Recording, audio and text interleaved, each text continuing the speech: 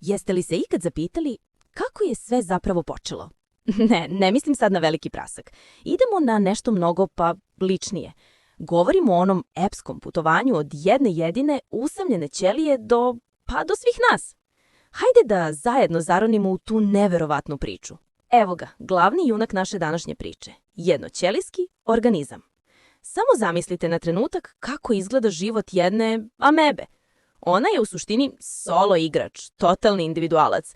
Znači, sve mora sama. Da nađe hranu, da pobegne ako je nešto juri, da počisti za sobom. Stvarno zvuči prilično naporno, zar ne? Jer budimo realni, biti sam u jednom tako velikom i nepredvidivom svetu, to je baš teško. Ovi jednoćelijski organizmi, oni su morali da budu pravi majstori za preživljavanje. Nije bilo nikoga, bukvalno nikoga, da im čuva leđa. Evo u čemu se tu tačno radi. To je kao da igrate fudbal, ali ste u isto vrijeme i golman, i odbrana, i napadač. Sve u jednom. Takav je bio život jedne ćelije. Znači, morala je da bude ekspert za apsolutno sve. Non stop je bila u potrazi za hranom, stalno na oprezu da nju nešto ne pojede. I znate šta je najgore? Jedna najmanja povreda i to je to. Kraj igre. I onda, posle nebrojenih miliona godina takvog samostalnog preživljavanja, pojavila se jedna ideja. Ali ne bilo kakva ideja. Bila je to, revolucionarna misao. Nešto što će zauvek promeniti pravila igre za život na zemlji. Ćelije su konačno shvatile nešto što je nama danas prilično očigledno. Zajedno smo jači. Tako su malo po malo počele da žive zajedno, da formiraju prve timove, prve prave saveze. A samo pogledajte ovaj predivan primer. Predstavljam vam Volvox. Pa zar ne izgleda kao neka sićušna svetlucava zelena disko kugla? Fantastično! Volvox je u stvari savršen primer onoga što zovemo kolonija. To je gomila ćelija koje žive zajedno u ovoj savršeno organizovanoj lopti i pazi sad, kreću se potpuno usklađeno. To je pravi timski duh. Ok, da razjasnimo. Šta je zapravo kolonija? Najlakše je zamisliti je kao neki, recimo, dobar klub. Članovi se druže, pomažu jedni drugima, super im je zajedno. Ali, ključna stvar je, ako neko od njih reši da ode i nastavi sam, može to da uradi, preživeće. Znači, ima saradnje, ali još uvek nema one potpune međusobne zavisnosti. To je važna razlika. Ali onda sledi pravi preokret, prava revolucija. To se desilo onog trenutka kada su ćelije prestale da pokušavaju da rade sve i počele da se specijalizuju. To je bukvalno kao kad se okupi tim superheroja, znate ono? Svako od njih ima svoju jedinstvenu moć. Jedan je super jak, drugi neverovatno brz, treći može da leti. Timski rad. A ova tabela savršeno pokazuje tu ključnu razliku. S jedne strane imamo koloniju. To je kao grupa nekih nezavisnih igrača. S druge strane, višećelijski organizam. To je pravi međuzavisan tim. Tu ćelije postaju potpuno zavisne jedna od druge. Razmislite o ovome. Mišićna ćelija ne može da obavlja posao nervne ćelije. I što je još važnije, ni jedno ni drugo ne mogu da prežive same. To je ta ogromna razlika između neke obične grupe i pravog pravcatog super tima. Dobro, ali kako taj super tim funkcioniše u praksi?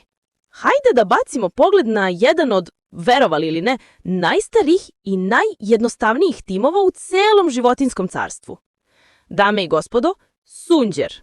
Znam, možda ne izgleda kao neka super uzbudljiva životinja, ali verujte mi, sunđer je savršen primer kako funkcioniše višećelijski organizam gde različite ćelije imaju skroz različite zadatke. Hajde da vidimo kakav je njihov plan igre. Prvo imamo ćelije sa porama. One su kao neki vratari ili obezbeđenje na ulazu. Njihov posao da propuste vodu i hranu unutra. Onda na scenu stupaju ćelije sa bičevima. One su glavni hranitelji. Svojim malim repićima, tim bičevima, one mašu, prave struju i tako hvataju sve sitne čestice hrane. I naravno, postoje i sve ostale ćelije čiji je posao da daju strukturu i podršku. Da drže ceo tim na okupu. Svako ima svoj zadatak i tim funkcioniše. Savršeno. I sad, ovo je osnovni princip, ta podela posla. To je temelj za sve složene organizme koje vidimo oko sebe, uključujući naravno i nas. Tako da od jednog jednostavnog tima sada prelazimo na nivo čitavog užurbanog grada. Evo jedne sjajne analogije. Zamislite ovako. Jedna jedina specijalizovana ćelija je kao jedna cigla. Kad se spoji mnogo takvih istih ćelija, cigla, dobijamo tkivo. to je naš zid. Onda se različita tkiva, odnosno zidovi, udruže i naprave organ, recimo srce. To je naša kuća. I na kraju, kada sve te kuće, odnosno organi i sistemi, rade zajedno kao podmazani, šta dobijamo? Dobijamo ceo organizam, pravi živahan funkcionalan grad. I sve ovo nas dovodi do one čuvene Aristotelove misli. Celina je veća od zbira njenih delova. To je to. Timski rad bukvalno čini čudesa. Dobro, ali postavlja se ključno pitanje. Zašto je baš ovaj prelazak na timski rad bio toliko uspešan? Kako je to da višećelijsko život postao, dominantan oblik života na našoj planeti? Odgovor je, prednosti su bile prosto ogromne. Prvo i osnovno, veličina. Organizmi su mogli da porastu mnogo više, a biti veći logično znači da je teže da te neko pojede. Drugo, tu je efikasnost. Kad se jedna ćelija fokusira samo na jedan posao, ona u tome postaje pravi ekspert. Dalje, ceo organizam je mnogo izdržljiviji.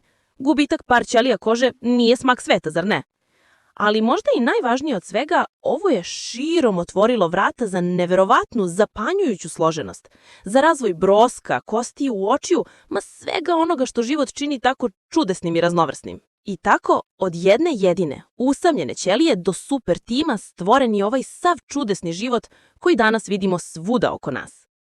A to nas nekako prirodno ostavlja sa jednim velikim pitanjem za kraj.